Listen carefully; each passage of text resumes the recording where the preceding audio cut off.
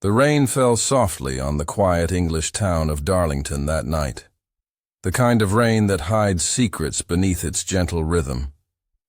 A dim light glowed from one lonely house on the corner, where laughter had once echoed, but now only silence remained. Inside those walls, two friends who shared everything were about to face their final reckoning. What began as friendship would end in blood. This is the story of Albert Alfonso and Paul Longworth, a story that blurred the line between love, madness, and haunting redemption. Stay till the end, because what the detectives uncovered will leave you speechless. Albert and Paul had known each other since childhood. Inseparable, loyal, and bound by trust. They worked together, drank together, even dreamed together. To outsiders, their friendship looked perfect. Two brothers from different mothers.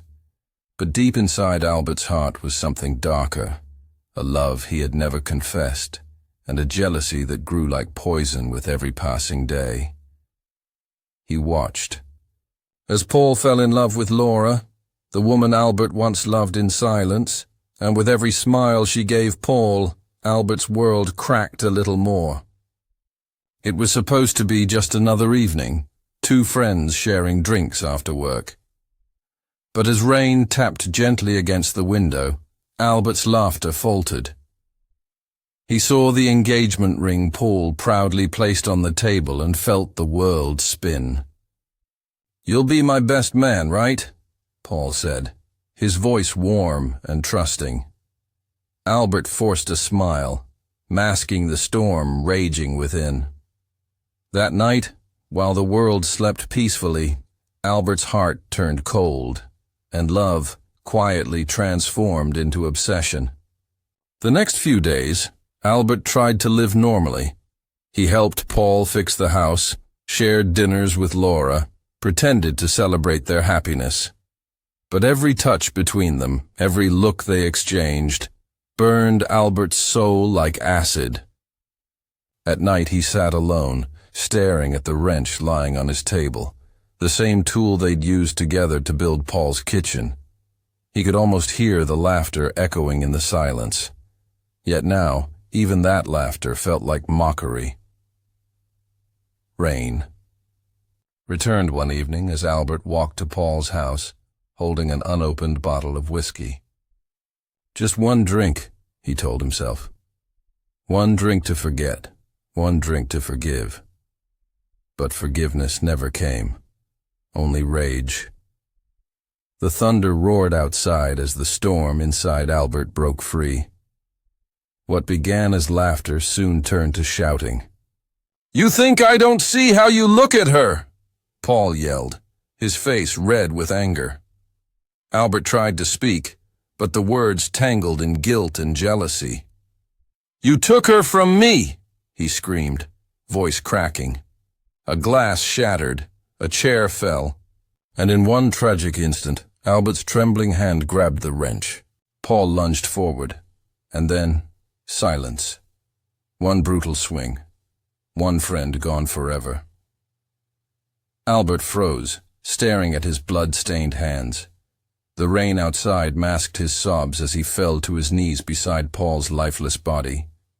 Lightning flashed through the window, illuminating the horror he had created. What had he done? The man who once called him brother now lay cold at his feet. Albert awoke on the floor, heart pounding, head spinning from whiskey and guilt. For a moment, he thought it was all a nightmare, until he saw the crimson stain spreading across the carpet. His mind raced. Hide it. Fix it. Make it disappear. He dragged Paul's body into the cellar, his hands shaking, whispering apologies with every step. When it was done, he sat at the table, staring blankly at the empty bottle of whiskey. The world outside had no idea what had happened inside that quiet house. But guilt is louder than silence. Every creak in the floor, every drop of rain tapping the window sounded like footsteps and whispers. By the time the sun rose, Albert's eyes were bloodshot, his body trembling. Yet when Laura knocked on the door later that morning, he opened it, calm, smiling, pretending nothing was wrong. Laura sensed something was off the moment she stepped in. The air smelled of metal and fear. "Where's Paul?" she asked, her voice uncertain. Albert forced a chuckle. "He went out early. Business." But she noticed his trembling hands, the faint cut on his arm, the strange way he avoided her eyes. Her gaze drifted toward the cellar door, locked, padlocked, untouched. "What's down there?" she whispered. Albert's heart raced. "Tools," he replied too quickly. Laura reached for her phone. "I'm calling the police." Before she could dial, Albert grabbed her wrist, not to hurt her, but to stop the truth. "Please," he begged. "You don't understand." But fear had already replaced pity in her eyes. Hours later, the street outside filled with flashing blue lights. Laura never made that call. Her phone was found shattered near the cellar door. Neighbors told police they heard screams around midnight, followed by silence. Inside the house, officers found traces of blood, and beneath the floorboards, 2 bodies. The report was chilling: 1 male, 1 female. The double murder of Albert. Alfonso and Paul Longworth had just become a national headline. Detective Harris took one look at Albert's pale face and knew. This wasn't a cold-blooded killer. This was a man destroyed by his own emotions. "Why, Albert?" the detective asked quietly. Albert stared at the rain-soaked window. "Because love doesn't forgive," he whispered. In the dim interrogation room, Albert finally spoke. His voice was hollow, trembling, filled with a sorrow words couldn't carry. "I didn't mean to kill them," he said. "Paul, he pushed me first. And Laura, she tried to run.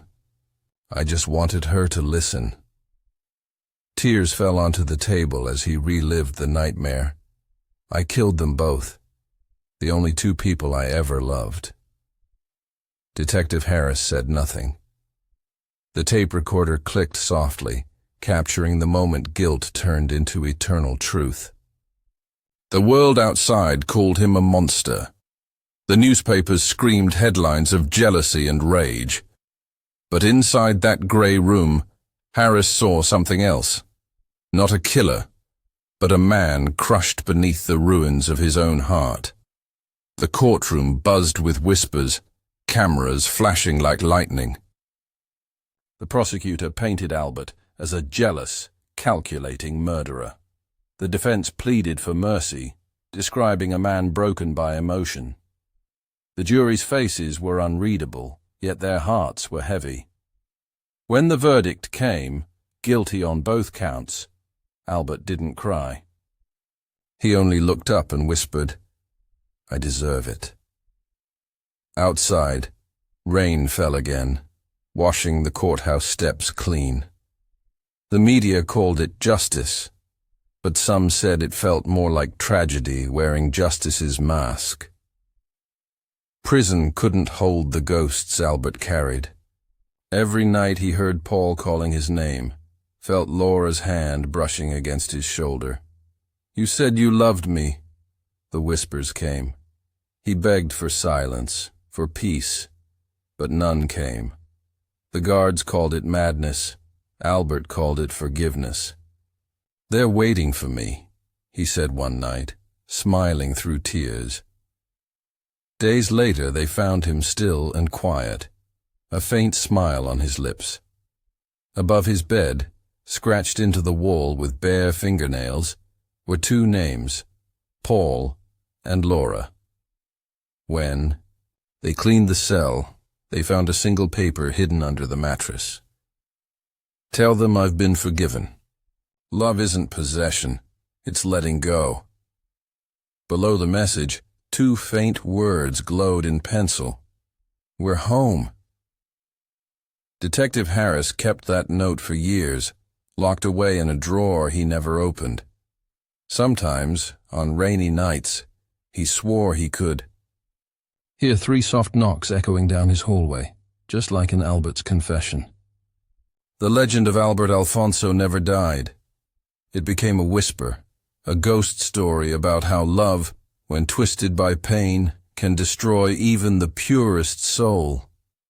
Sometimes, love doesn't end with goodbye. It ends with silence and guilt that never fades. Do you believe Albert truly saw their ghosts that night? Or was it his mind breaking under the weight of his sins? Tell me in the comments below. If this story sent chills down your spine, don't forget to subscribe, like, and share, because next time we uncover another haunting tale where love and death walk hand in hand.